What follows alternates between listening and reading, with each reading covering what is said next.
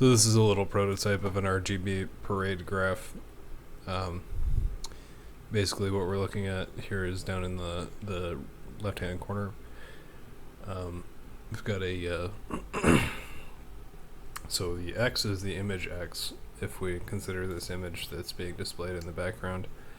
The Y is the intensity that's being held in the color channels. So for example, this mostly white pixel, at about the halfway point, we're seeing that kind of maybe maps to this here, somewhere in that range. Basically that's a high level of intensity in R, G, and B. And so what we're looking at is essentially a histogram of each column's worth of pixels. So when I compute vertically, I have a compute shader that goes through and adds all these pixels via atomics, basically constructing a histogram of frequency of these intensities for every column of pixels. So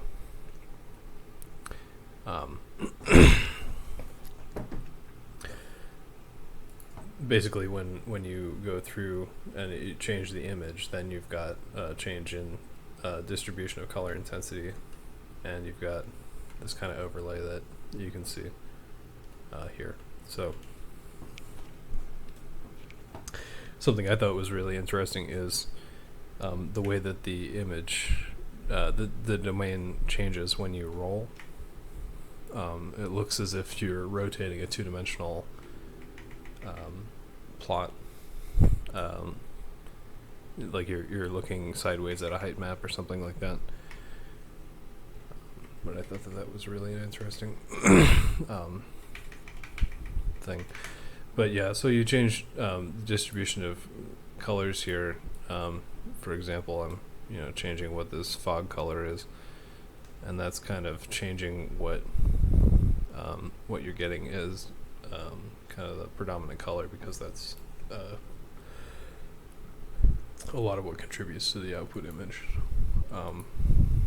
You change the diffuse color of the material, and you kind of see how that changes the distribution. This is used a lot in color grading for video. So this is kind of the idea of being able to look at the contrast. This is a linear scaling on the Y, but typically you'd see that as a logarithmic scaling. I'm using image reference. I'm still trying to figure out getting it to work with texture reference, so I can rescale that and use it with linear filtering. But in any event, one of the cool things about this program is the dithering, and it's one of the reasons I did it, was to look at the quantization of the dithering. So if I reduce the bit depth on the dither, you can see how these vertical bins are actually becoming quantized. And it uses a Bayer pattern in this mode, Bayer pattern, and I can change that to blue noise dither pattern, and change the bit depth of the quantization, and change the color space in which it's being quantized. So, for example, here's an oak lab, and seeing that in different bit depths, different dither patterns.